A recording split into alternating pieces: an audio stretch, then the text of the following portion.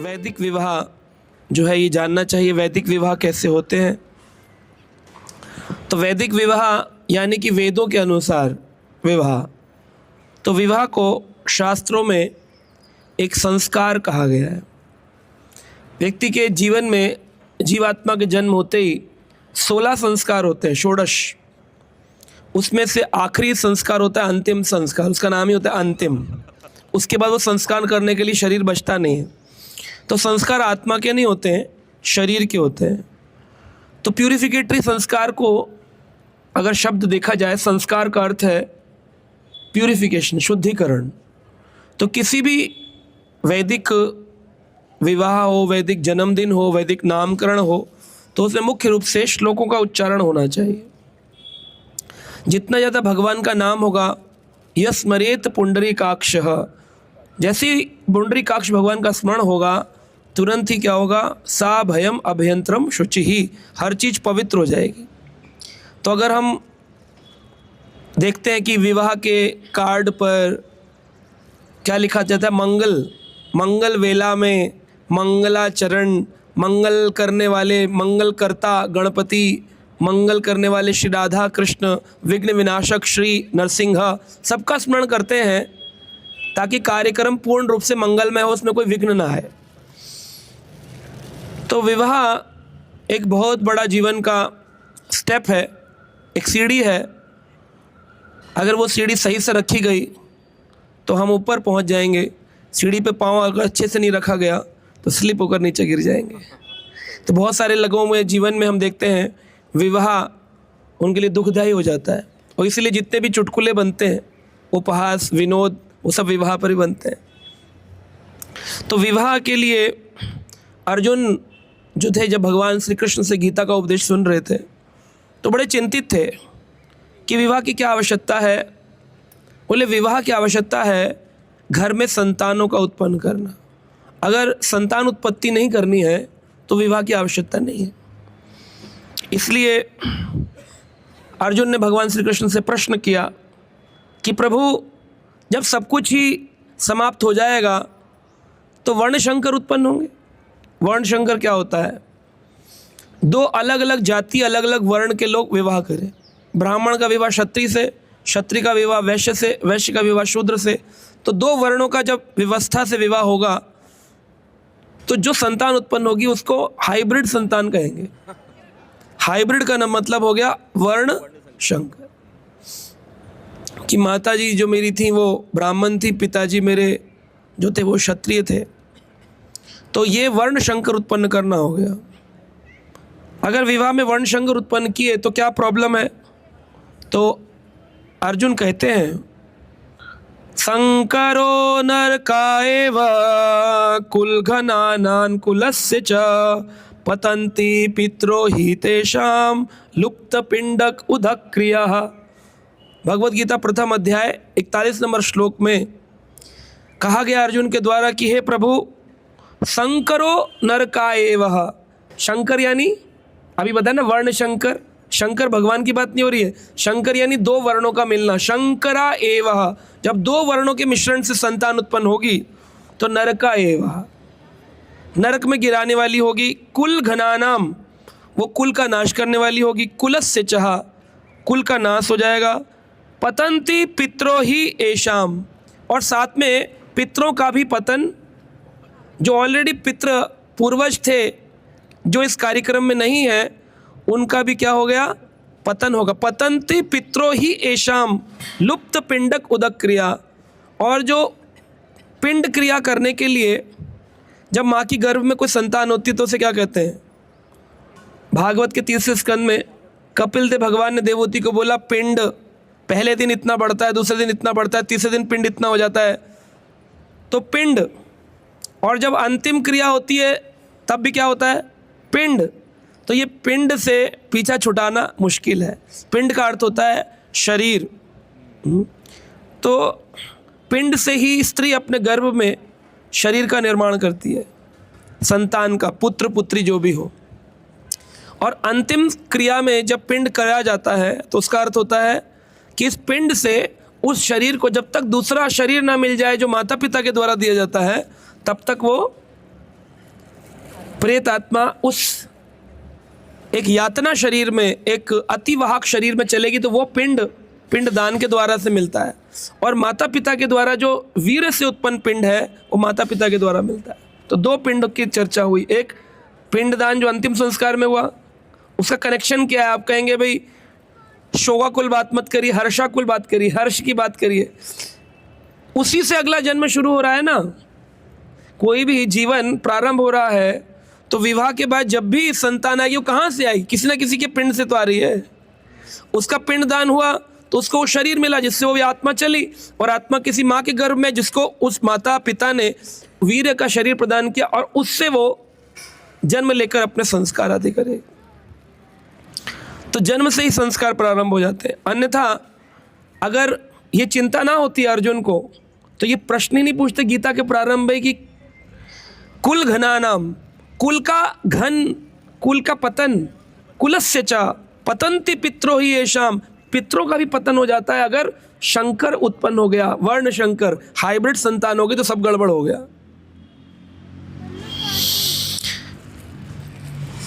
अब जैसे विवाह आदि है वैदिक तरीके से होने चाहिए, उसका मंडप घर के अंदर ही होना चाहिए।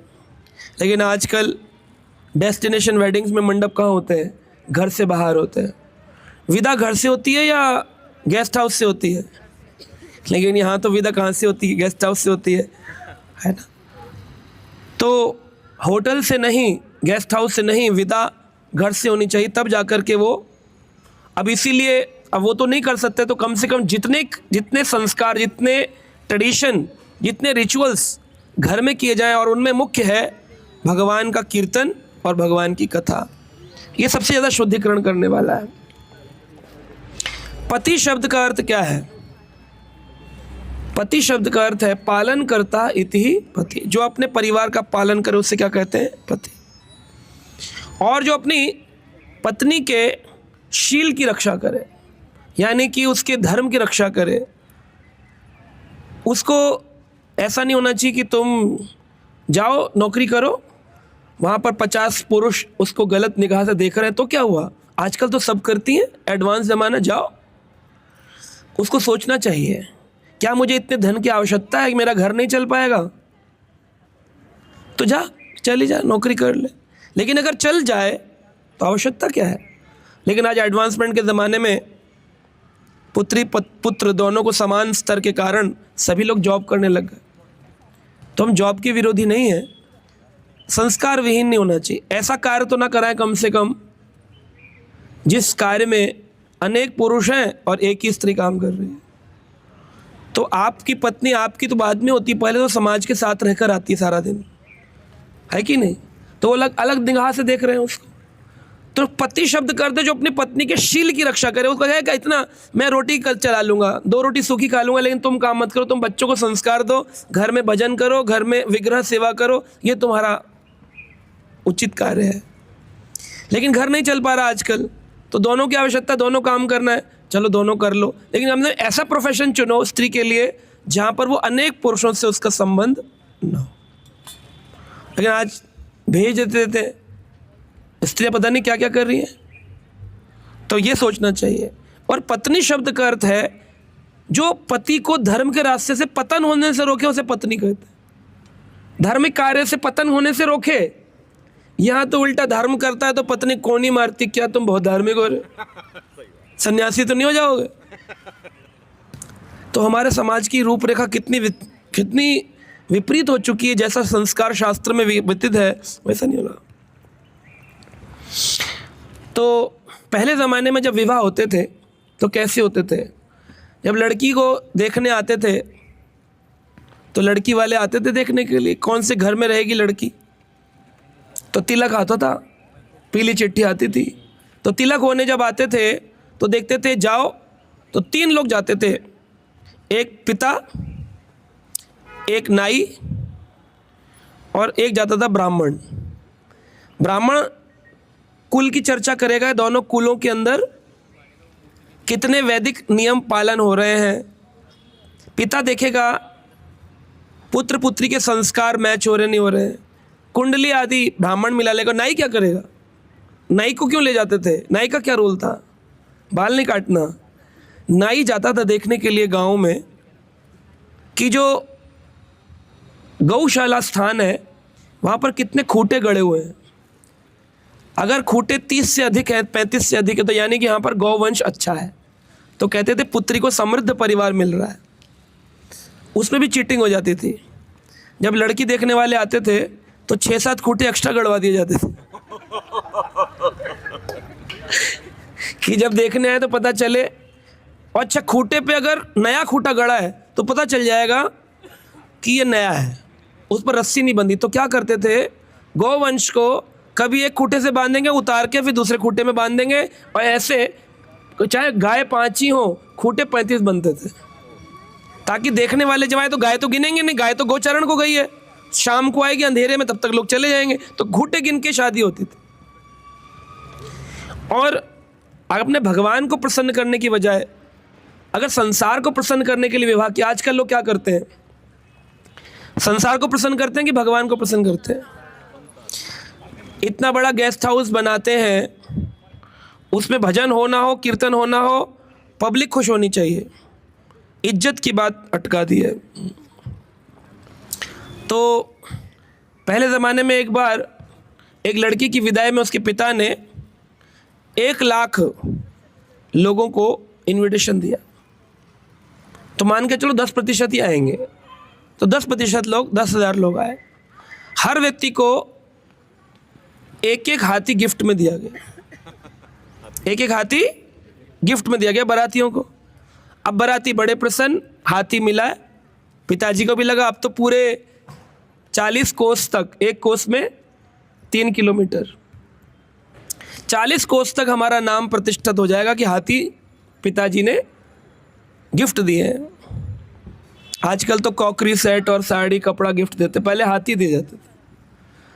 अगर गाय दिए तो इस लेवल का है, हाथी दिया तो इस लेवल। राजसी व्यक्ति हाथी गिफ्ट करता था हर बाराती को।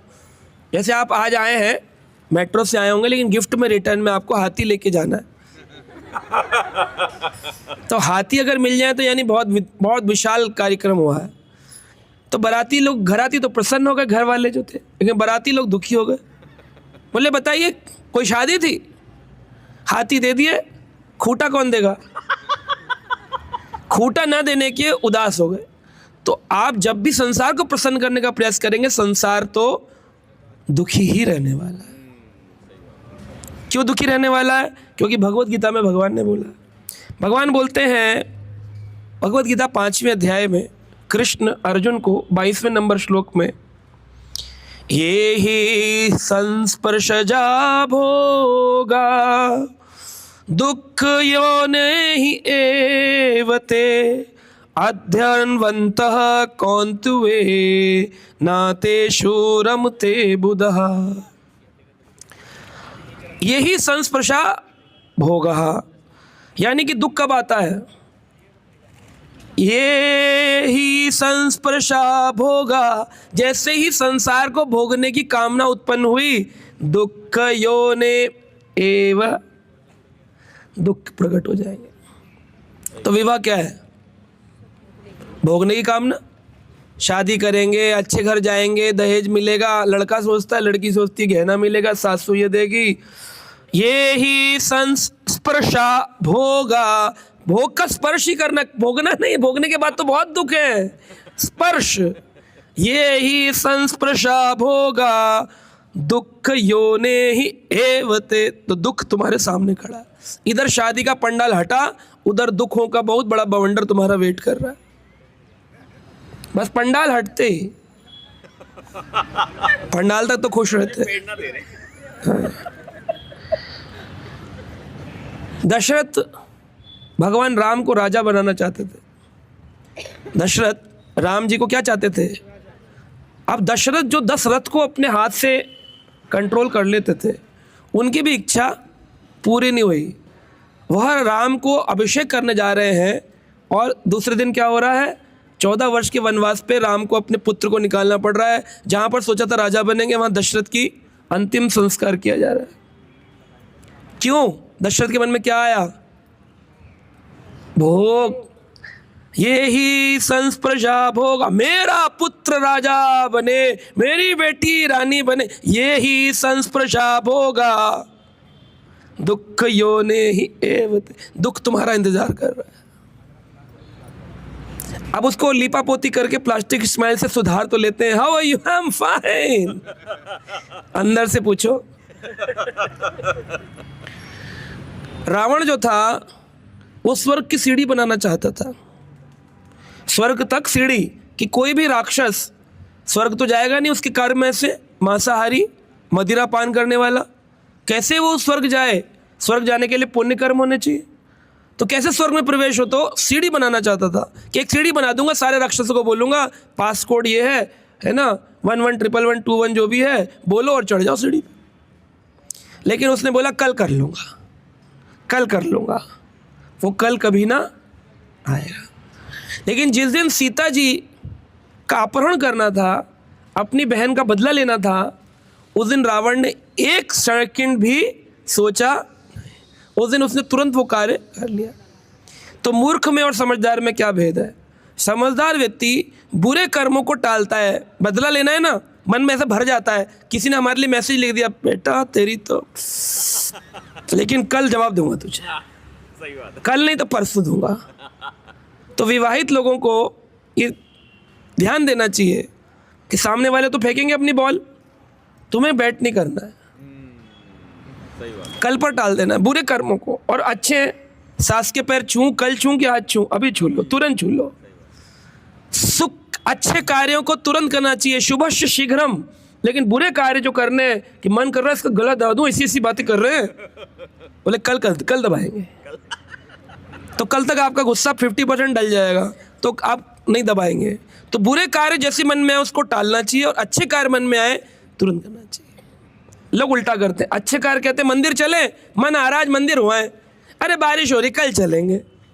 बोले पड़ोसी से पार्किंग में गाड़ी खड़ी कर दी, उससे झगड़ा करना है, बोला उसको नीचे, बोले बारिश हो रही है, अरे बारिश कैसे।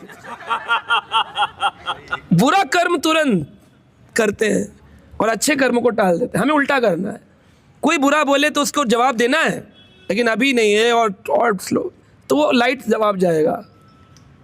जब हम लोग कॉर्पोरेट में काम करते तब मैं अपनी टीम को सिखाता था आज से 20 साल पहले, कि जब भी आपका क्लाइंट गुस्सा करके आपको ईमेल लिखे, ऐसा होता मन करता है कि हम इतनी मेहनत कर रहे हैं और तुम ऐसा उल्टा उल्टा बोल रहे हो, कंपनी के तुमने सीसी किया हुआ है सारे सीनियर लोगों को, लोग क्या सोचेंगे हमारे बारे में।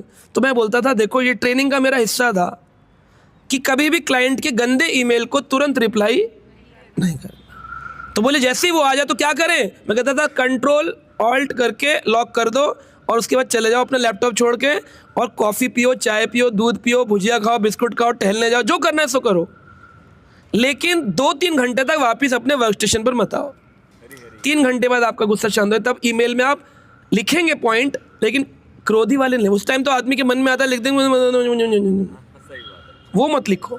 और आपको एप्रिसिएशन मेल आया है तो आदमी कहता है आप बहुत लंबा थैंक्स गिविंग लिखना पड़ेगा, कल लिखेंगे आराम से, ना तुरंत लिखो, तुरंत लिखो। थैंक्स गिविंग तुरंत होना चाहिए। और किसी की निंदा अगर करनी है तो 2-4 दिन का टाइम लो, तो वो निंदा बहुत 10% ही रह जाएगी, डाइल्यूट हो जाएगी 90%। तो इसलिए सारी दिक्कत कहाँ शुरू होती है, ये बहुत इंपॉर्टेंट पॉइंट है समझना। विवाहित जो हो चुके हैं, जो विवाह करने वाले हैं, जो विवाह करेंगे, तीनों प्रकार की जाति यहाँ विराजमान है, जो कर चुके हैं, जो करेंगे, जो कर रहे हैं। भगवत गीता में भगवान कहते हैं अशांतस्सा ही कुतः सुखम, जब तक शांत नहीं हो गए सुख नहीं मिलने वाला। पिताजी ने गाड़ी दे दी मर्सिडीज, दामाद जी कहेंगे तेल कौन भरवाएगा, रिचार्ज कूपन लाई हो, इतनी बड़ी गाड़ी देने की क्या आवश्यकता थी, इसके रिपेयर पार्ट्स नहीं मिलते, सोच नहीं सकते थे क्या? वो आदमी तो अपनी तरफ अच्छा कर रहा है, लेकिन सामने वाला कुछ भी कह सकता है आपके लिए। भगवान करे ऐसा ना कहा जाए, लेकिन अगर कहे तो जवाब नहीं देना, मन को शांत रखना। अशांतस्या ही कुतः सुखम, जितने भी जीवन में लोगों के दुख हैं उसका कारण है अशांतस्य, अशांत रहते। अच्छा अब शांति कैसे आएगी, कैसे आएगी शांति? बोले कृष्ण का भजन करने से शांति आएगी। भजन तो आप कर ही रहे हैं, शांति आ नहीं रही।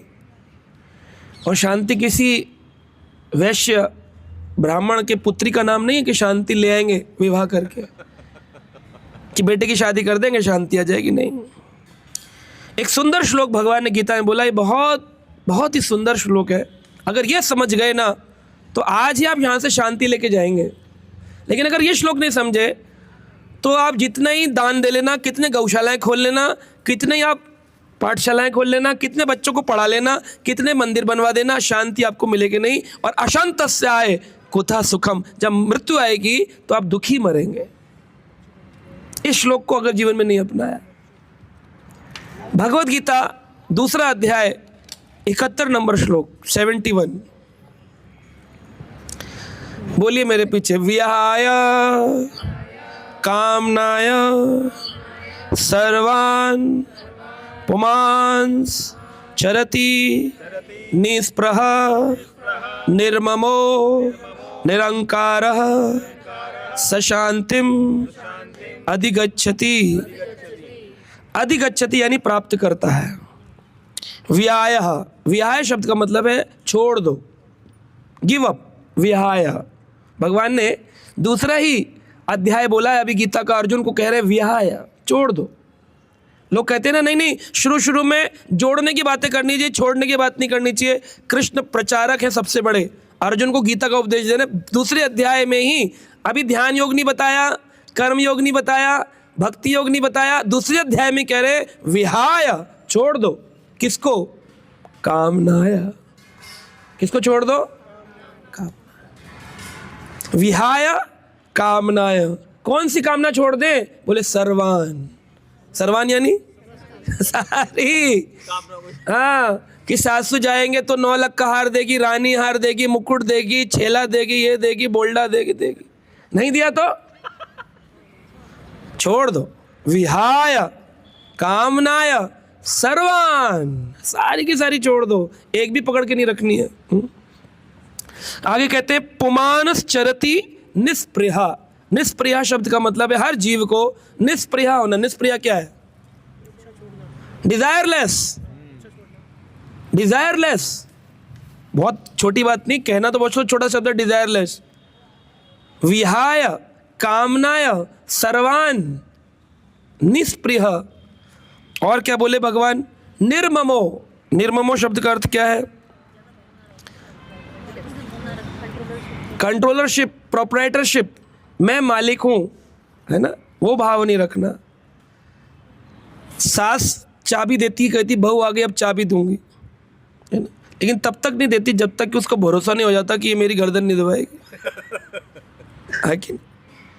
माता पिता अपने बड़े लड़के के नाम पर प्रॉपर्टी नहीं करते। शादी हो जाए, कुछ भी हो जाए, बेटा तू इसी मालिक, घर का मालिक है, लेकिन देंगे कब? मृत्यु उपरांत। हमारा डेथ सर्टिफिकेट लगा के ले लेना, जीते जी तो नहीं देंगे। क्यों? निर्ममो।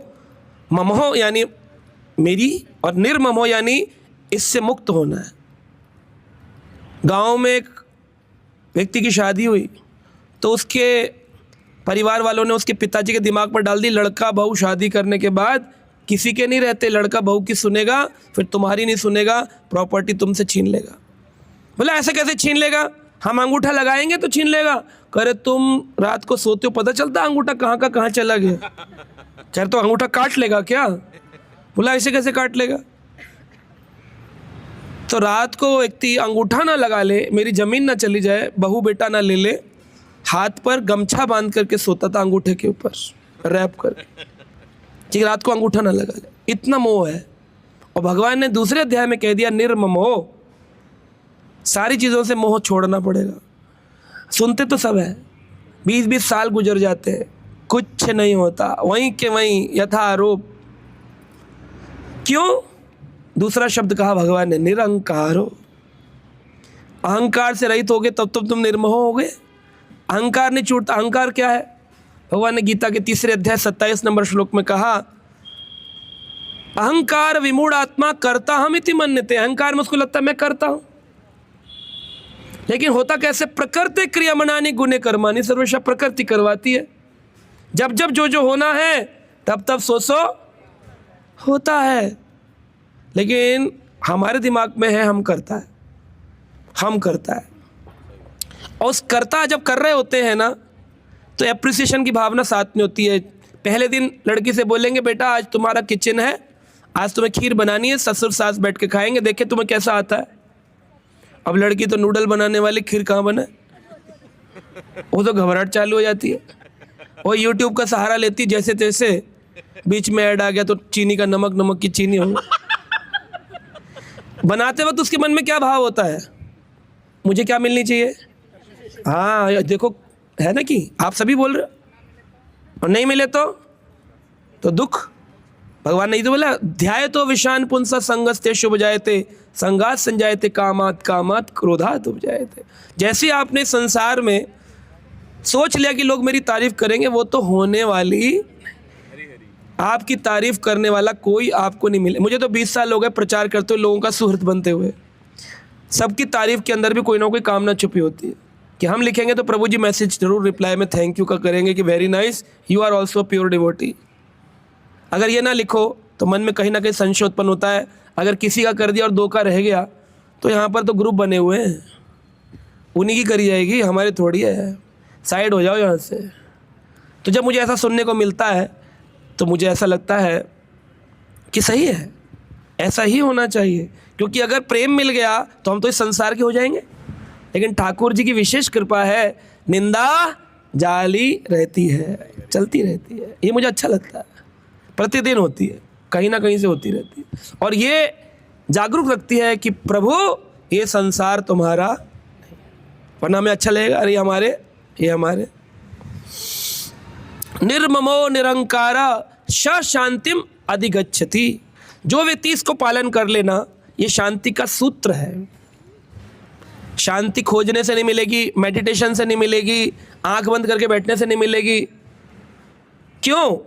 इसको उदाहरण से कैसे समझें प्रभु जी। चूल्हे के ऊपर गैस पर एक भगोना रखा, गर्म पानी, और पानी को उबालना प्रारंभ किया। उसका टेम्परेचर 100 डिग्री पहुंच गया तो उबलना चालू हो गया। बॉइलिंग टेम्परेचर 100 है ना, बॉइलिंग टेम्परेचर 100 है, उबला। अब उसे ठंडा करना है तो क्या करें? हाँ जी, ठंडा करना है पानी को तो क्या किया जाए? बर्फ डाल देंगे। माता जी ने उत्तर दे दिया, बर्फ डाल देंगे। कितनी देर बर्फ पानी को ठंडा रखेगी? हाँ जी, कुछ देर तक, जब तक मेल्ट नहीं होंगी। फिर वो बर्फ भी क्या बन जाएगी? पानी, और वो भी हो जाएगी बॉईल।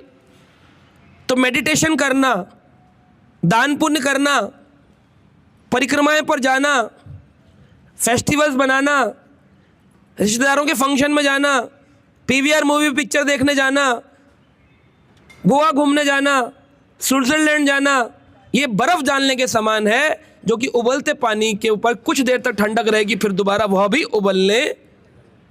हरी हरी। अब उबलना, अगर ठंडा करना है तो क्या करना है? क्या करना है? खरी पंखे के नीचे गैस बंद कर दो, नीचे से आग बंद करनी पड़ेगी। वो आग क्या है? कामनाएं। काम जो किसी के काम, वही कामना है।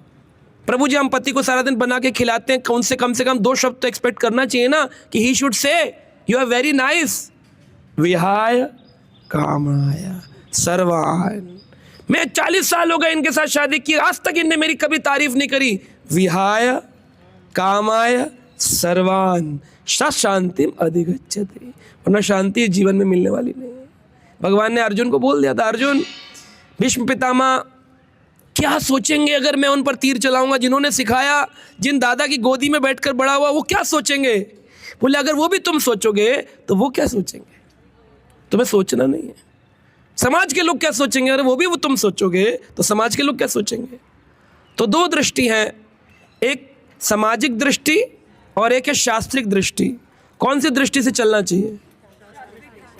तो बोले समाज की दृष्टि से नहीं चलो तो समाज तो विपरीत हो जाए, अकेले खड़े रह जाएंगे एक दिन, कोई बात नहीं, अकेले खड़े रह जाए कोई बात नहीं। अर्जुन के पास में भगवान श्री कृष्ण थे और दुर्योधन के पास में पहले ही 10 अक्षौणी सेना थी और अर्जुन के पास 7, टोटल मिला के 17 अक्षौणी थी। दुर्योधन और अर्जुन दोनों पहुंचे भगवान कृष्ण के पास।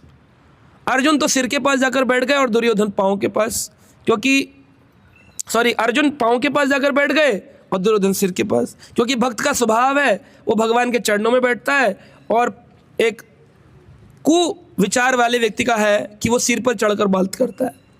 भगवान की जब नेत्र खुले तो भगवान ने दृष्टिपात अर्जुन पे किया। भगवान बोले, बोलो अर्जुन तुम्हारी कामना क्या है, कैसे आना हुआ? बोले, पीछे आपके समधी दुर्योधन भी बैठे, क्योंकि दुर्योधन समधी है। उनकी पुत्री लक्ष्मणा का विवाह साम के साथ हुआ है, तो पारिवारिक संबंध भी है, समधी है।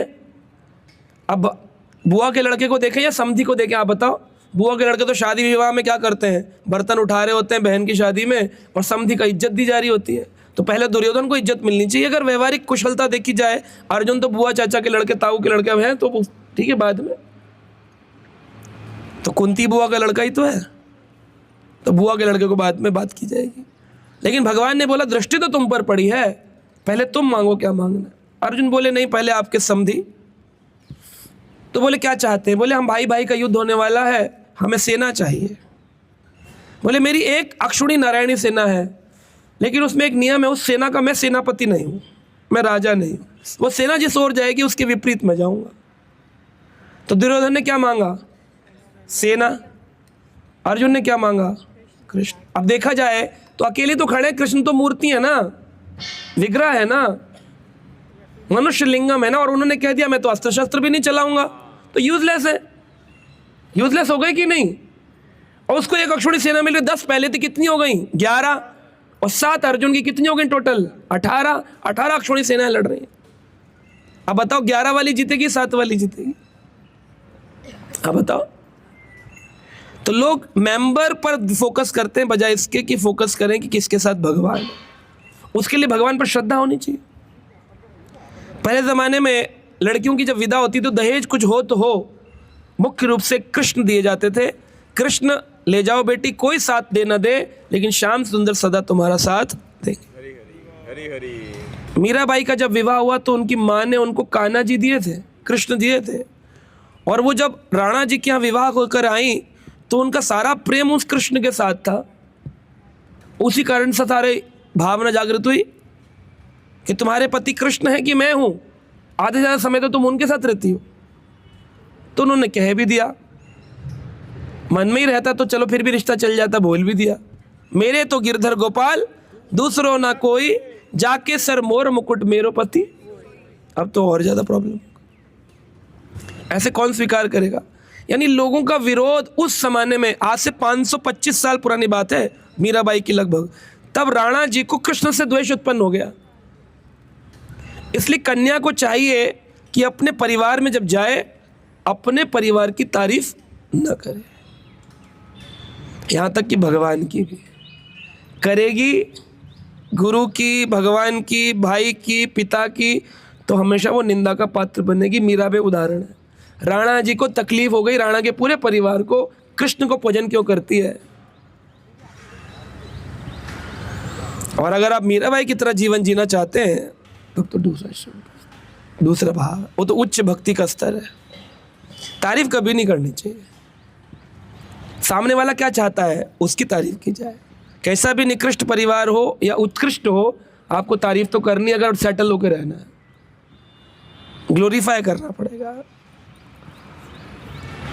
बहू आए तो उससे भी ये उम्मीद है कि वो अपने परिवार की तारीफ ना करे, हमारे परिवार की तारीफ करे, अपने पति की तारीफ करे। लेकिन समाज में डाइवोर्स का प्रॉब्लम कहाँ हो गया? सारी कन्या अपनी माँ से डेली बात करती हैं, डेली सीसीटीवी कैमरा की रिपोर्ट 2-2 ढाई घंटे बता रही हैं, डेली अपने भाई को ऊंचा बता रही हैं, अपने पति को बोल रहे मेरा भाई होता तो अभी ऐसे कर देता 2 मिनट में। यही प्रॉब्लम है। और जब तक आप ये कार्य नहीं बंद करेंगे, वह कार्य नहीं होगा। वैसे भी अगर हम खाली दृष्टि से भी देखें, व्यवहारिक दृष्टि से, तो अब कन्या का जब दान हो गया तो दान करता उसका मालिक हो गया, और दान करता की वस्तु, दान करता दान करी वस्तु वापस नहीं लेता है। लेकिन आज कन्याओं को लोग वापस ले लेते हैं। जब दान कर दिया, कन्या दान, ब्राह्मण को मान लो आपने 1 किलो चावल दे दिए और ब्राह्मण बोला चावल अच्छे नहीं है जी, तो आप बोलते हो कि वापस दे जाओ, आकर घर पे हम बना लेंगे वापस खिचड़ी। क्या कहते हो? किसी और मंदिर में दे देना, हम नहीं लेंगे। लेकिन कन्या का दान करने का विधा तो है, लेकिन उसको वापस स्वीकार कर लेते हैं। दान को लेना ये बहुत बड़ा अपराध हो गया। तो शिक्षा ऐसी होनी चाहिए कि भाई तुम्हारा दान हुआ है, अब तुम्हें उस घर में ही एडजस्ट करना है। वो कब हो पाएगा? जब तुम अपना अटैचमेंट की डोर छोड़ोगे? तुम खींच के रहोगे बेटी आओ घर, आओ घर, तुम्हारे रिश्तेदार, तुम्हारे चाचा, तुम्हारे मामा, तुम खींचते रहोगे तो वो कब एडजस्ट होगी उस परिवार? उसको छोड़ दो ढील, बेटा उधर एडजस्ट हो, वो परिवार तुम्हारा है ना? अगर छोटी मोटी बात पर फोन करें भी तो बोल देना चाहिए कोई बात नहीं, एडजस्ट। विहाय कामान सर्वान, सारी कामनाओं को त्यागो। When there is no expectations you will always remain happy. लेकिन पति भी आजकल बड़े वुमन ओरिएंटेड हो गए। अरे दूसरे की घर क्या है प्रभु जी, इतना तो बॉय का कर्तव्य है ना, उसकी टेक केयर करे, उसको उसी परिवार में घुसाए, और खुद भी घुस जाता है सासू का हो जाता है अपनी माँ को छोड़ करके। तो वैदिक नियम तो बिल्कुल ही बंटाधार हो चुके हैं, वैदिक नियम तो है ही नहीं। फिर जब आप ऐसा करोगे, सासू की सुनोगे और उससे अपने नियंत्रित होगे, तो वो तो कहेगी मेरी बेटी का ख्याल रखो, और अपनी माँ को छोड़ो। दो प्रश्न उत्पन्न हो जाएंगे, या तो माँ के साथ रहूं या पत्नी के साथ रहूं। तो बेटा क्या चुनेगा? अगर पत्नी के साथ चल दिया तो मेरा बेटा सबसे अच्छा है कि सबसे बुरा है? मेरा बेटा सबसे बुरा है। और सास की दृष्टि में मेरा बेटा, यानी कि क्रिया में कोई तकलीफ नहीं होती है, तकलीफ है रिश्ते में। बेटी जो कार्य करे वो स्वीकार है, वही दूसरी करे बहू तो स्वीकार नहीं है।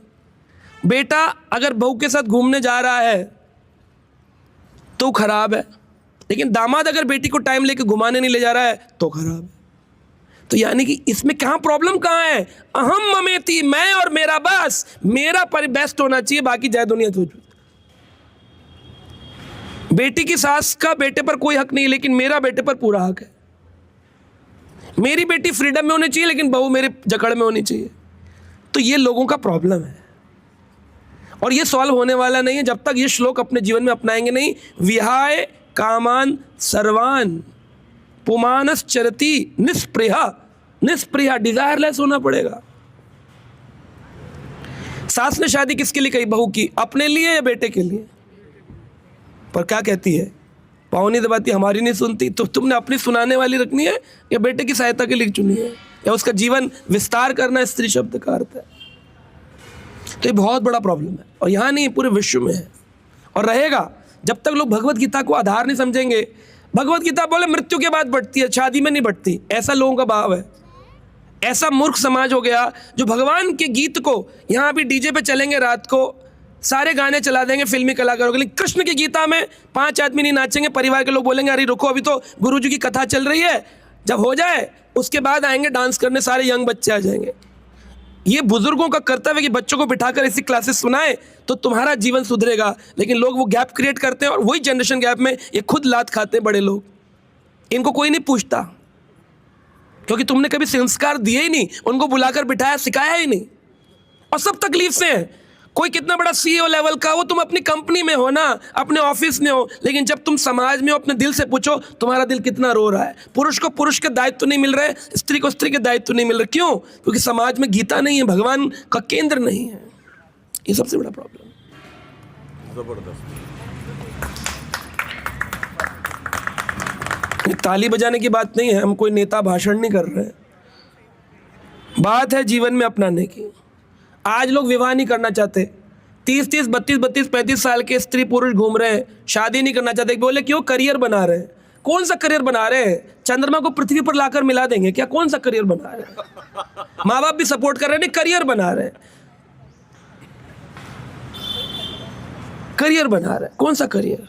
वो फिर रहने लग जाते हैं लिविंग रिलेशनशिप्स में, कि बोले हमें कन्या तो वैसी मिल जा रही है, कॉलेज में, ऑफिस में, सब जगह कन्या पुरुष स्त्री एक दूसरे का मिलना जुलना है, कोएड एजुकेशन है, कंबाइंड एजुकेशन है, क्या ज़रूरत है अलग से शादी करने का? वो घूमना फिरना, शेयरिंग, मैसेज, खाना पीना, पार्टी, वो तो सब हो ही रहा है ना हमारा। हमको विवाह के बंधन में बंधना क्यों? जब दूध मदर डेयरी से आ रहा है तो मुझे गाय को बांधने की आवश्यकता क्या? ऐसे विचार है हमारे आज के युवा के। कितना घृणित विचार है। रिश्तों में नहीं बनना चाहते, संस्कारों में नहीं बनना चाहते, कहते बंधन है। पतंग वही अच्छी है जो धागे से बंधी है, वो ऊंची जाती है। लेकिन जो पतंग धागे से टूटना चाहती है, आज़ादी चाहती है, वो पतंग गिर जाती है। समाज के पतन का कारण है पतंग की आज़ादी।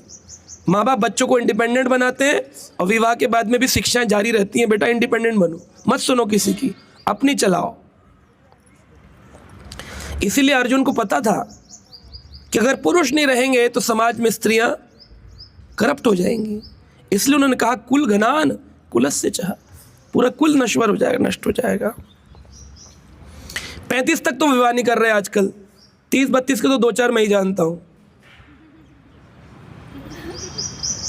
35 के बाद फिर इनको इनसिक्योरिटी का एहसास होता है, क्योंकि जो ऊपर वाले होते हैं वो गुजरना शुरू कर देते हैं, जिनके सहारे इनका जीवन चल रहा था, माता पिता दादा दादी।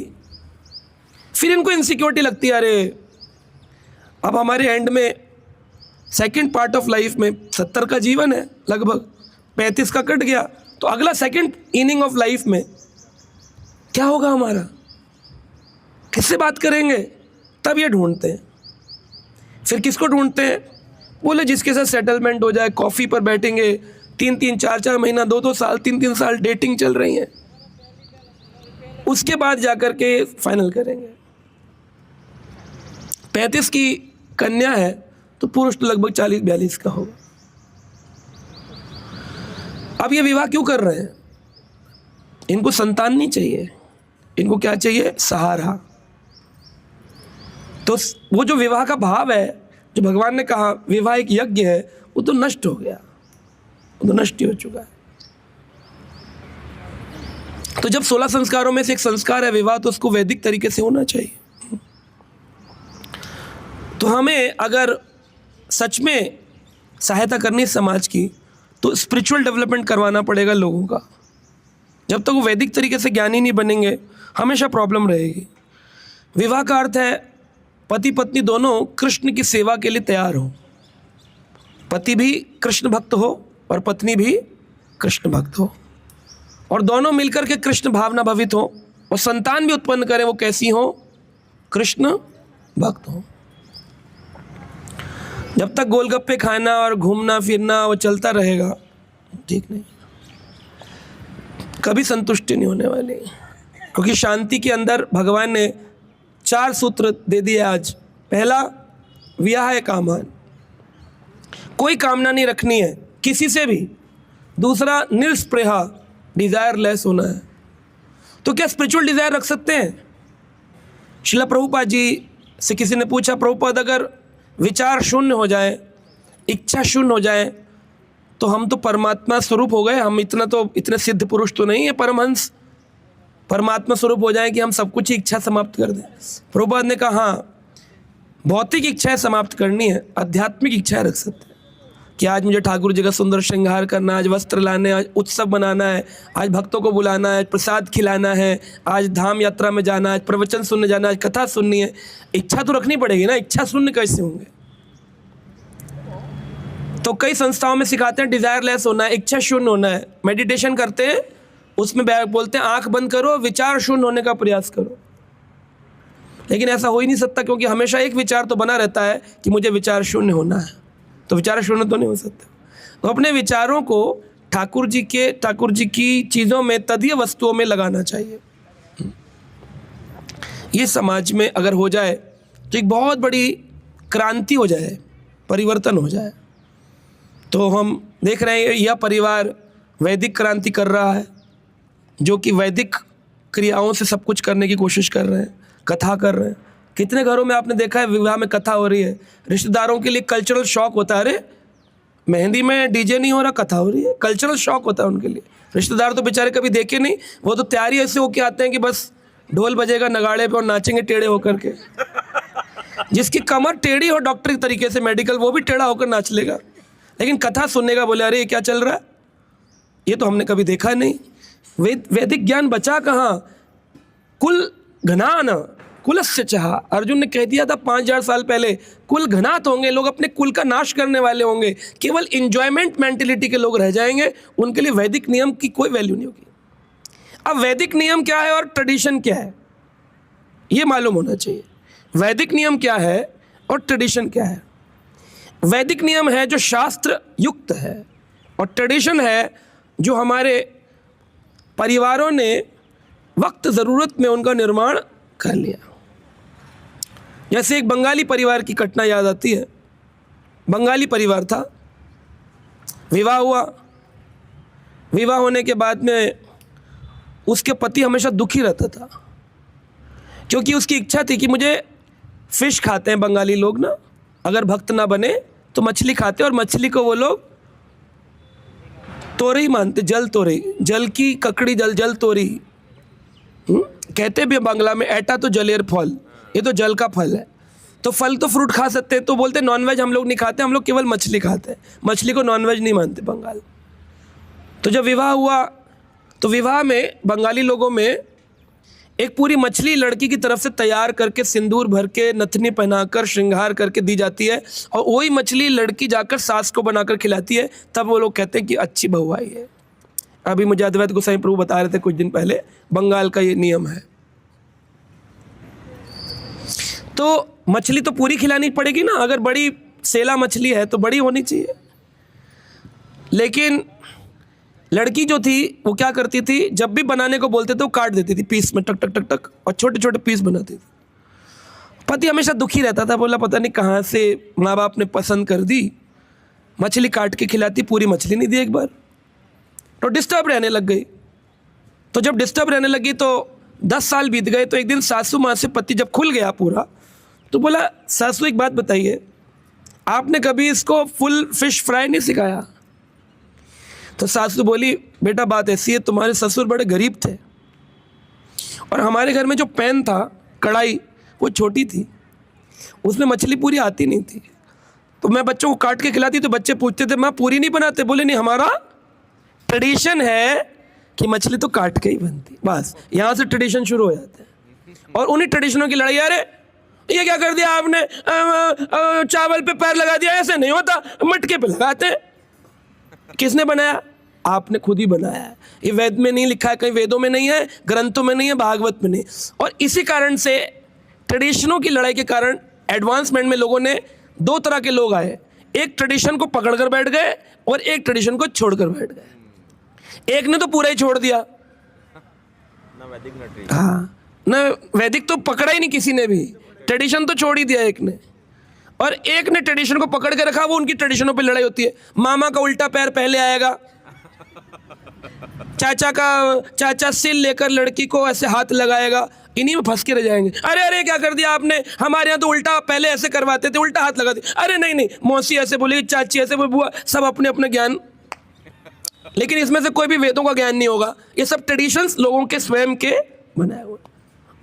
नोएडा में विवाह हो रहा था, कथा करने पहुंचे भक्त लोग, कीर्तन हुआ, बारात चढ़ी, बारात चालू हो गई, बारात पहुंच गई है पंडाल तक। तो परिवार की नानी ने देखा एक काली बिल्ली बारात के सामने आ रही है। अब बार बार कूदे वो, जहां फेरे होने वहीं बिल्ली कूद रही। अब नानी ने सोचा कि अगर बिल्ली कूदी और बाराती लोगों की निगाह पड़ गई तो कहेंगे अब शगुन हो गया, विवाह कैंसिल, बारात वापस चलेगी। और बारात वापस जाना तो भारत में मतलब नाक, पगड़ी, बड़े सारे सिस्टम कस्टम लगा रखे लोगों ने। वेदों में ऐसा कुछ नहीं है, जाना तो जा। लेकिन हमारे यहाँ ऐसा होता नहीं, इतना दम ही नहीं किसी में। वो कहता है कि भाई नियम है। अभी तो बेइज्जती हो गई, क्योंकि विहाय कामान तो हुआ नहीं, इज्जत की कामना पाली हुई है। हर इवेंट से इज्जत इज्जत इज्जत, हर इवेंट में इज्जत। अरे कहाँ जाओगे इतनी इज्जत लेके? इंद्र का पद नहीं मिलने वाला किसी को कि आपको दुनिया देवता प्रणाम करेंगे। रहना यही है इसी नरक संसार में, लेकिन इज्जत की कामना सबको है। सारे इवेंट के अंदर प्रॉब्लम कहाँ है? इज्जत, रिस्पेक्ट चाहिए, रिस्पेक्ट चाहिए, रिस्पेक्ट चाहिए। इतने सारे अरेंजमेंट किस लिए होते हैं? घर वालों के लिए शादी एक टेंशन बन जाती। पूछो उनसे, सोते नहीं रातों रात, क्यों? कोई नाराज ना हो जाए, इज्जत। बल्कि परिवार को सपोर्टिव होना चाहिए कि आप टेंशन मत लीजिए, आपकी बेटी ने हमारी, आप टेंशन मत लो। लेकिन लोग और टेंशन देते हैं। पंडालों में घूम करके आएंगे, कुछ बताएंगे, और तब तो बढ़िया है, लेकिन वहाँ पर थोड़ा लाइट मज़ा नहीं आया। तुमने डीजे का काम किया हुआ है, तुमसे किसने कहा कि तुम बताओ लाइट? नहीं बताएंगे। सब कुछ अच्छा हुआ, साड़ी अगर पीली रंग की होती ना तो हमारे घर में ऐसा नहीं होता था बेटा।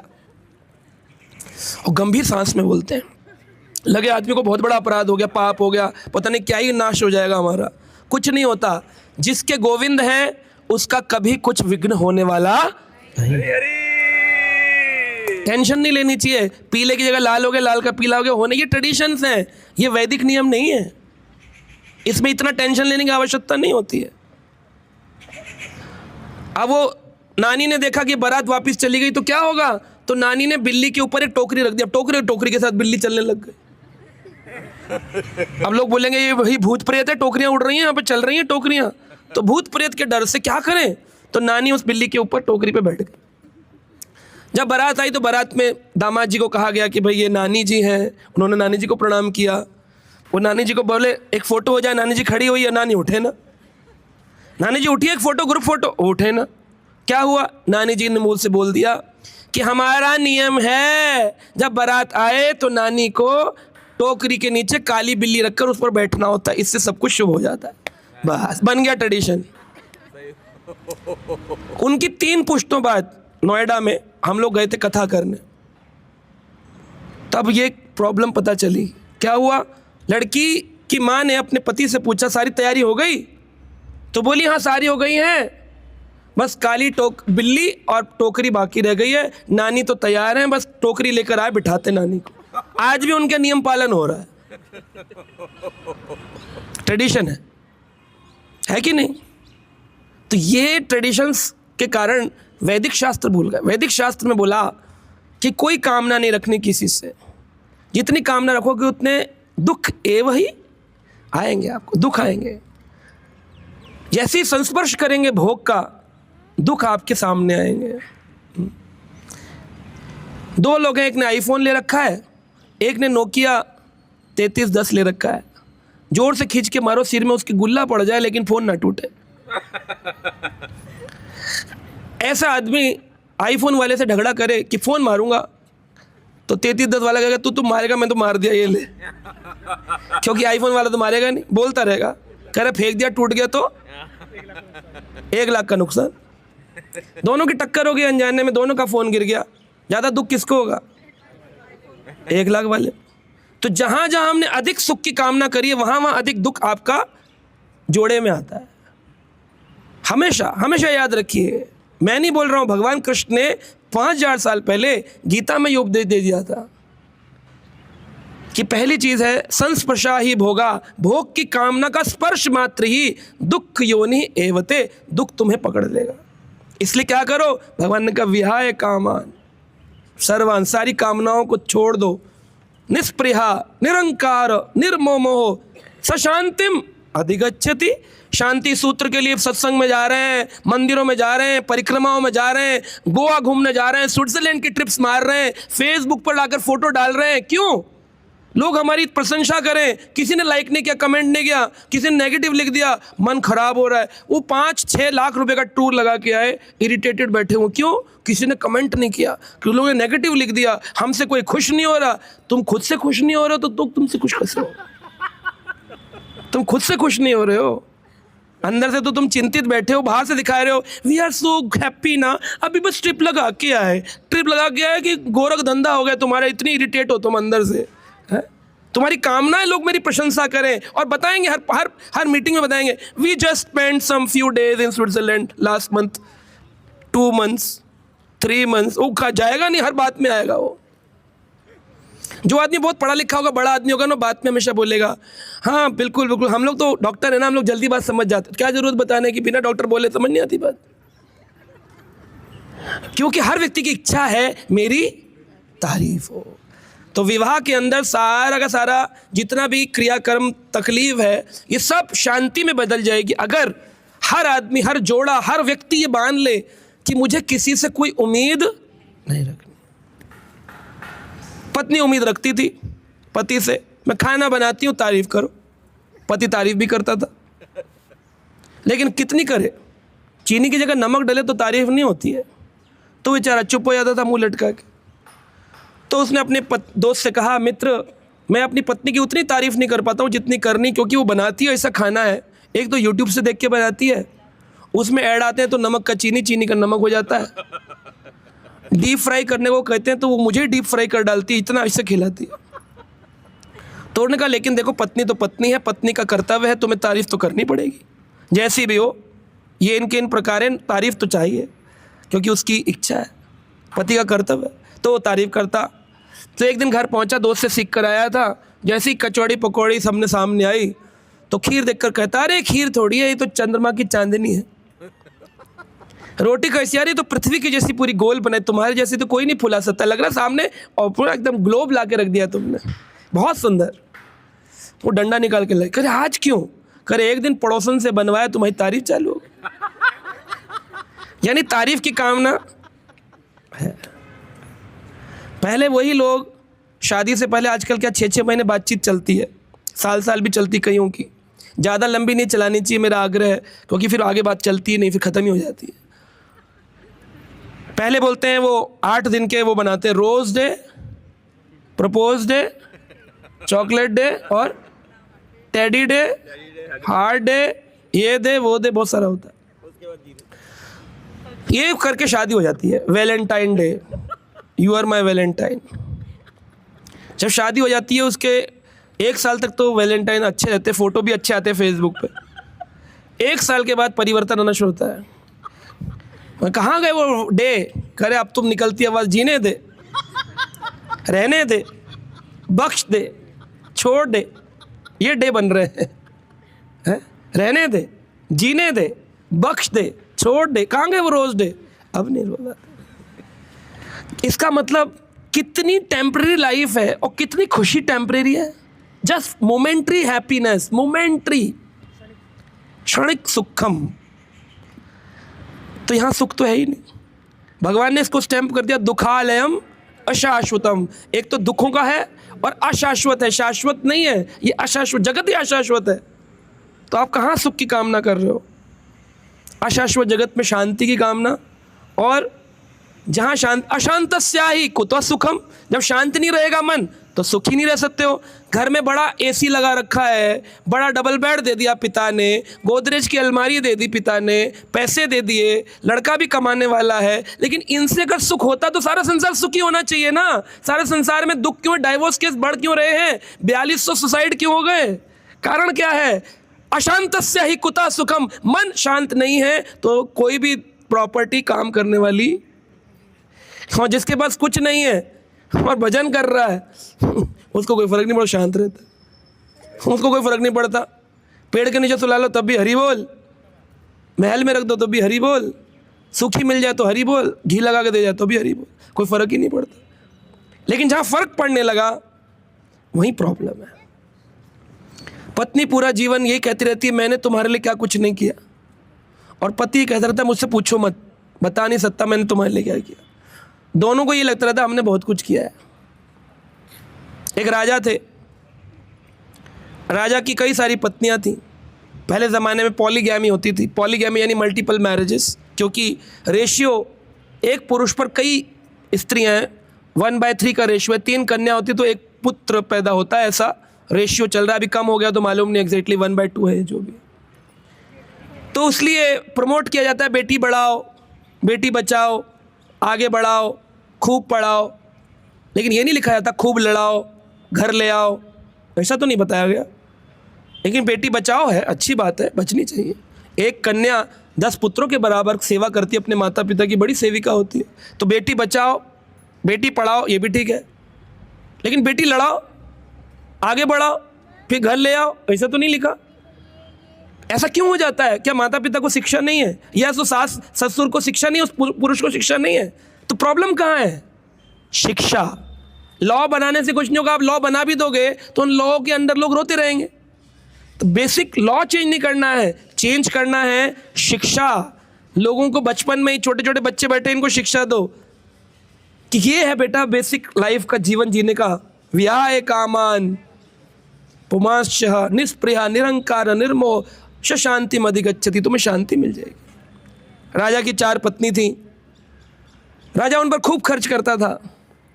एक सबसे सुंदर थी, उसको ले जाता था, समाज में दिखाता था ये मेरी पत्नी है।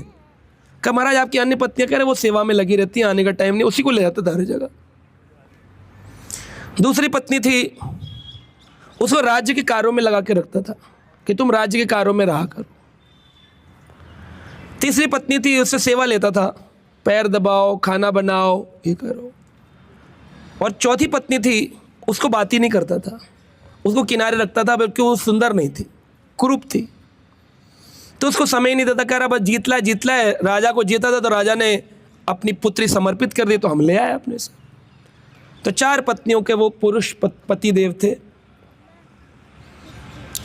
एक दिन उनकी मृत्यु का काल आया, उनको कोई बीमारी हो गई, लाइलाज कहते ना, लाइलाज रोग, ऐसा रोग हो गया जिसका कोई इलाज है ही नहीं, ऐसा रोग हो गया। तो उन्होंने अपनी 4 पत्नियों को बुलाया और सबसे सुंदर जो थी उनसे कहा, देखो मैं तुमसे बहुत आसक्त हूँ, आसक्त यानी अटैच्ड हूँ, मैं तुम्हारे बिना एक पल नहीं रह सकता हूँ, इसलिए उस लोक में मैं जाने वाला हूँ। वैद्य जी ने कहा है मेरा समय पूर्ण हुआ है, तो तुम दोनों हम दोनों साथ चलेंगे।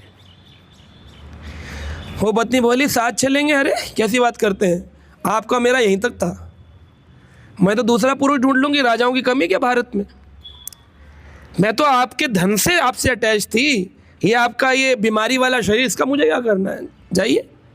छोड़ दिया। बहुत दुखी हुए, ऐसा पिंच हुआ हृदय के अंदर। दूसरी पत्नी को बुलाया जिससे राज्य के कार्य कराते थे, तुम्हें हमने राजा की सिंहासन पर रानी बनाकर बैठाया, क्या तुम मेरा साथ दोगी? वो बोली देखिए राज्य के कार्य में मैं आपका साथ देती थी, लेकिन आप चले जाएंगे तो क्या रानी झांसी लक्ष्मीबाई नहीं हुई? मैं अकेली संभाल लूंगी, लेकिन आपके साथ चलेगी तो आपकी प्रजा का क्या होगा? राजा को सोचिए, बुद्धि लगाई, कैसी बेबुद्धि की बात कर रहे, जाइए। छोड़ दिए। उसे अब खुशी होगी मन में, पहले तो आधा आधा बांटते तब तो पूरे की रानी बन जाऊंगी। तीसरी को बुलाया जो खाना बनाती थी, वो बोले देखो तुम प्रसाद बनाती थी, लेकिन ना जाने क्या रोग आ गया है, वहाँ हमें प्रसाद चाहिए होगा ना अगले जन्म में, अगले शरीर में, जहाँ भी जाएंगे यातनाएं पाएंगे, तुम तो साथ दोगी ना। बोले हमारा भोजन तक का साथ था, आपकी सेवा तक का साथ था, लेकिन हम आगे साथ नहीं दे पाए, हमें क्षमा करिए। तो वो दूर खड़ी जो जीनहीन पतली कुचेली मैली साड़ी पहने खड़ी थी, उसने कहा राजा दुखी क्यों होते हैं, मैं हूं ना, आपके साथ चलूंगी। तो ये कथा हमको शिक्षा देती है कि हर व्यक्ति की 4 पत्नी होती है। आप कहेंगे नहीं हमारी तो एक ही है प्रभु जी, वो पालना मुश्किल हो रहा है, और आप कह रहे हैं कि 4 होती हैं। केवट ने इसी डर से तो ठाकुर जी के चरणों का अभिषेक किया कि जल अभिषेक करूंगा, ना जाने वो रघुनाथ जी के, राम जी के पैर जिनके स्पर्श मात्र से अहिल्या स्त्री बन गई, कहीं मेरी नाव लकड़ी की जो है उससे एक परिवार पालना मुश्किल है, कहीं वो भी स्त्री बन गई तो 2 को मैं कहाँ ले जाऊंगा। तो देखिए वो केवट ने भगवान राम का अभिषेक किया, अपने पूरे परिवार का कल्याण किया, और फिर भगवान राम को लेकर के उस पार जब उतारा तो राम जी ने बोला क्या चाहिए तुमको, मैं तुम्हारी क्या सेवा करूं। तो इधर लक्ष्मण जी भी बोल रहे हैं अरे जल्दी लो ना, हमको आगे जाना है, रघुनाथ जी को अटका के रखा हुआ है, ले नहीं रहे हो। क्या कह रहे हैं केवट, अब नाथ ना कछु चाहिए मोरे, दीन दयाल अनुग्रह तोरे। अब नाथ ना कछु चाहिए मोरे, दीन दयाल अनुग्रह तोरे। आपका केवल अनुग्रह था, यानी आपकी कृपा चाहिए, मुझे कुछ चाहिए नहीं आपसे। जिसको चाहिए वो तो इसी संसार में रह जाएगा, क्योंकि भगवान जब तक लेके नहीं जाएंगे जब तक तुझे कुछ चाहिए, रंच मात्र भी चाहिए तो यहीं रहो जन्म मृत्यु चक्र में। तो केवट बोला आपके आने के बाद, आपके चरण रज पाने के बाद भी क्या किसी के मन में कुछ चाह रह जाएगी। सीता जी ने फिर अपनी अंगूठी दी, मुद्रिका ले लो, बोले नहीं माँ कुछ नहीं। अब नाथ ना कछु चाहिए मोरे, दीन दयाल अनुग्रह तोरे। आपका अनुग्रह चाहिए। देखिए केवट कोई साधारण केवट की कहानी सुन लेते लोग, राम कथा नाचते गाते, और वही केवट की कथा सुनने का जलेबी पर लड़ाई कर रहे होते, जलेबी पर, भंडारे की जलेबी प्रसाद पे, हमको जलेबी नहीं मिली। क्या सुनकर आए? बोले राम कथा सुनी, बहुत मनोहरी थी, लेकिन जलेबी पे लड़ाई हो रही। हमको जलेबी नहीं मिली, 4 चाहिए थी, हमें 2 दी, उनको ज़्यादा मिल गई। लेकिन केवट की स्थिति अब कछु नात न चाहिए, मोर कुछ नहीं चाहिए। ये स्थिति ना, ये बहुत ऊंची परम भक्ति है। आप देखिए, कोई भी व्यक्ति कर्म करता है तो कर्म का फल होता है कि नहीं? जो कोई भी कर्म करेगा उसका क्या होगा? फल मिलेगा। जैसा जैसा कर्म करोगे वैसा वैसा फल होगा। जितना गहरा कुआं खोदोगे उतना गहरा जल होगा। ये यथा माम प्रपद्यन्ते ही लगा है, ये दोहे ऐसे नहीं बोल दिए गए। ये यथा माम प्रपद्यन्ते ताम स्थिते बजाम्यहम्। भगवान कह रहे जितनी प्रतिशत तुम मेरे को पूजोगे मैं उतनी तुम्हारे साथ खड़ा हूं। जैसा जैसा कर्म करोगे वैसा वैसा फल होगा। जितना गहरा गड्ढा खोदो उतना मीठा जल होगा। खुदाई करने मेहनत करनी पड़ेगी तो मीठा जल मिलेगा। तो वैसे ही कर्म करेंगे तब ठाकुर जी मिलेंगे। तो कर्म का फल तो होता ही है। कोई आग में हाथ डाले और बोले आग, मैं कर्म तो कर रहा हूँ, हाथ डाल रहा हूँ, लेकिन मुझे फल में हाथ जलाओ मत, क्योंकि आग में स्पर्श होगा तो फल मिलेगा क्या? हाथ जलेगा। आग से कहो मुझे कर्म कर रहा हूँ लेकिन फल नहीं चाहिए, तो क्या आग फल देगी? नहीं देगी, रुकेगी क्या? तो फल की कामना से तो जाना ही नहीं चाहिए जीवन में, क्योंकि फल तो ऑटोमेटिकली मिलना ही है। जिसने जो भी कर्म किया, अच्छा बुरा मिलेगा। आदमी बोलता है ना, सुख संपत्ति करावे कष्ट मिटे तन का। ये गाने की जरूरत ही नहीं है। जैसा जैसा कर्म किया है वैसा वैसा फल होगा। गाने से नहीं होगा। पूजा आरती गाने से होता तो कोई हॉस्पिटल नहीं खुलता, सबके घर सुख संपत्ति होती। गाने से कभी कुछ नहीं होता। गा करके गायक चले गए, उनकी भी मृत्यु हो गई। गाने से नहीं होता, करने से होता है। करना होगा ऐसा कर्म जिस कर्म का फल भगवत प्राप्ति हो, और उस कर्म को कहते हैं निष्काम कर्म। निष्काम, बिना किसी कामना के, विहाय काम आए। वही बात आ गई घूम कर, विहाय काम आए। बिना इच्छा के कर्म कर सकते हो, कोई कर्म नहीं करोगे बिना इच्छा के, कोई नहीं होता। और जहां भी कर्म में छोटी इच्छा, उसका फल अपने आप उत्पन्न होता है, प्रकृति देगी। आप पानी को बोलो मैं बारिश में खड़ा हूं पर मुझे भिगोना नहीं, लेकिन भिगोएगी ही, क्योंकि कर्म किया है तो फल होगा। किसी को गाली दे रहा हूं, देखो मैं आपको गाली देने वाला हूं, आप बुरा मत मानना, मानेगा कि नहीं मानेगा? कर्म का फल होगा, ऑटोमेटिकली प्रकृति करेगी, उद्विग्न करेगी उस व्यक्ति को। ऐसा हो ही नहीं सकता कि आप बोलो मैं कर्म तो कर रहा हूं बुरा, लेकिन प्रभु फल मत देना, हो ही नहीं सकता। जब बुरे का अपने आप मिल रहा है तो अच्छे का भी अपने आप मिलेगा। लेकिन दोनों ही बंधन कारक हैं, दोनों ही। जब तक निष्काम स्टेट पर नहीं आओगे, केवट की स्थिति पर, कि अब नाथ न कछु चाहिए मोरे दीन दयाल अनुग्रह तो आदमी पूछे केवट को क्या मिला? खाली तो रह गया ना, राम जी चले गए आगे, क्या मिला उसको? किसने देखा? कल किसने देखा? अरे जीते जी सुख नहीं मिला, मरने के बाद की क्या बात करते हैं गुरुजी? जाइए, ये सब पुरानी बातें हो गई। आज की बात करिए। आज का सुख तो प्रॉपर्टी, पैसे से आता है ना। कितने सुखी हैं सोसाइटी में, घूमकर देख लो। अशांतस्य हि कुतः सुखम। अशांत व्यक्ति को कभी सुख नहीं मिल सकता। और वो शांति का सूत्र कृष्ण भगवान ने बोला एक ही है, मन मना भव मत भक्तो, मेरे भक्त बनो, मेरे नाम का जप करो, मद याजी मेरी पूजा करो, माम नमस्कुरु, मुझे नमस्कार करो। और कोई तरीका नहीं है। योगा कर लेंगे, सिर नीचे पैर ऊपर, ब्लड फ्लो आ जाएगा तो शांति आएगी? कुछ नहीं आएगी, टेम्परेरी आएगी।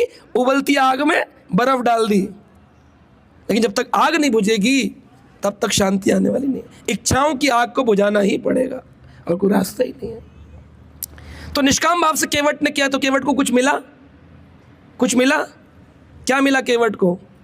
भगवान ने कहा बहुविधि करे ही कृपा। मैं तुम्हारे ऊपर क्या करता हूं? बहुत सारी कृपा करता हूं। बहुविधि करे ही कृपा, मैं तुमको बहुत कृपा प्रदान करता हूं। तो किसकी कृपा मिल गई? जो उसने मांगा, दीन दयाल अनुग्रह तो रे, भगवान ने दे दी। विमल कृपा करी, हृदय निर्मल हो गया। साक्षात भगवान के जाने के बाद भी केवट के हृदय में सदा राम का दर्शन होता रहा। शांत हो गया। पैसा नहीं है लेकिन शांति है। केवट ने नाव चलाना ही छोड़ दिया। बोले आप क्या चलाना, जब राम को बैठा लिया, अब इस नाव में संसारी व्यक्ति बैठ सकता है? केवट ने कहा आप चलाएंगे ही नहीं, नाव चलाना बंद कर दिया। बोले अब नहीं चलाना। रोटी कैसे चली? राम की बहुविध कृपा होने के बाद रोटी की कमी पड़ेगी। भंडारा चलता था केवट के गांव में, केवट के घर पे दुनिया आती थी खाना लेकर के। बोले इनको राम जी मिल गए हैं तो सारी दुनिया उनको प्रसाद नहीं खिला रही है। आज आप भक्त बन जाओ, आपको दुनिया प्रसाद बुला के खिलाती है कि नहीं खिलाती? अरे आप तो भगवान के भक्त, आइए आप हमारे घर आइए, एक दिन हमारे घर आइए। कमी डबल ट्रिपल खाना पड़ता है, पहले तो एक खाना पड़ता है। तो भगवान की अनुग्रहता है, भगवान की विशेष कृपा मिलती है। तो राजा की 4 पत्नी थी। तो पहली पत्नी थी जिसको दिखावा करता था, वो कौन है? दिखावा करता था, वो कौन थी? दिखावा जो सीधा करता है, हाँ, अपना पद प्रतिष्ठा, डॉक्टर है, इंजीनियर है, आर्मी में है, हम यहाँ हैं, हम वहाँ हैं, डायरेक्टर लगे हुए, हम तो यह उड़ाते हैं, हम ये चलाते हैं, हम ये इंजेक्शन बनाया, हमने ये रिसर्च किया। ये जाने वाला नहीं है। जब प्रेत पूजा होती, किसी का नहीं पूजा जाता, कभी नहीं कहते ओम डॉक्टराय नमः, ऐसे कभी कोई एक मंत्र नहीं आया पूरे श्लोकों में। वो पद छूट जाता है, वो पत्नी साथ नहीं देती है। दूसरी पत्नी है संसार के लोग, संसार के लोग जिनका हम दिखावा करते हैं, राज्य चलाने के लिए शगन देने जाते हैं, व्यवहार निभाते हैं, व्यवहार कुशल बनते हैं। समाज में सिखाया जाता है व्यवहार कुशल बनो, व्यवहार कुशल बनो, व्यवहार कुशल बनो। वो भी संसार भी कहाँ तक जाता है? गेट तक आता है केवल, कोई साथ में नहीं जाता। वो संसार के 4 लोग ला करके रख देते हैं अंत में, और अपने अपने घर वापस चले जाते हैं। तीसरी पत्नी जो सेवा करती है, वो ये शरीर, ये चिता तक जाता है, ये चिता तक जाता है। सेवा करता है ना इसकी, इसी के माध्यम से तो सेवा हुई। रोटी खानी है तो पेट में इसी हाथ से, पैदल चलना है इसी से, परिक्रमा करनी है इसी से, जप करना है इसी, ये सेवा करती है आत्मा की। उस आत्मा के लिए साधन शरीर है। कलो धर्म साधनम शरीर माध्यम, शरीर के माध्यम से कलयुग के धर्म का साधन होता है। लेकिन ये शरीर भी कहाँ तक जाता है? चिता तक। पद तो छूट गया घर पर ही। जब मृत्यु की यात्रा निकलती, कोई बोलता है डॉक्टर साहब की जा रही है, क्या डेड बॉडी किसकी है? हो गया डेड, खत्म हो गई, पद खत्म, 0, डेड बॉडी जा रही है। आदमी वहाँ पे शमशान में ये नहीं कहते डॉक्टर साहब को ले आओ इधर, क्या बोलते हैं? इस मृत शरीर को इधर ले आइए। एक पूजा, एक कहीं भी। तो पहला वाली पत्नी तो छूट गई घर पे, दूसरे वाले आ गए गेट तक, तीसरी वाली शरीर जो कि चिता तक जाएगी, अग्नि पर कोई नहीं चढ़ता, वो तीसरी पत्नी। लेकिन चौथी जो जीणहीन है, यानी आत्मा, जिसको कभी भोजन नहीं दिया, सुंदर नहीं सजाया, वो कहती है मैं तुम्हारे साथ चलूंगी, लेकिन उससे तो कभी प्रेम किया ही नहीं। और वही सच्चाई है जीवन की। जिस दिन उसको समझ गए, आपकी यात्रा सफल है। इसलिए विहाय कामान, इस शरीर से उत्पन्न रिश्तेदार जितने हैं, संसार से उत्पन्न जितना प्रपंच है, उसको अनएक्सपेक्टेड करके रहो उनके बीच। वैरागियों ने को नहीं बोला कि पेड़ के अंदर जाओ या शमशान में बैठो या ऋषिकेश हिमालय कंदराओं में जाओ। रहो परिवार में, खुशहाल रहो, सबको प्रेम करो, लेकिन मन में विहाय कामान, कोई इच्छा, निष्पृहा, कोई इच्छा नहीं है। जैसा जो कर दे, हरे कृष्णा। आप बुरा बोल रहे हैं, जो जैसा कर्म करेगा वैसा वैसा फल होगा। तो मुझे बुरा बोल रहे हैं, एक दिन तुम्हें कोई बुरा बोलेगा, मेरा इसमें क्या लेना देना है? प्रकृति अपने आप हिसाब किताब निपटा देती है, आपको कुछ कहने की जरूरत ही नहीं है। जो जैसा बुरा करेगा उसको वैसा अपने आप मिल जाएगा, आपको कुछ कहना ही नहीं पड़ेगा। प्रकृति पूरा बराबर इंसाफ करती है, इक्वल।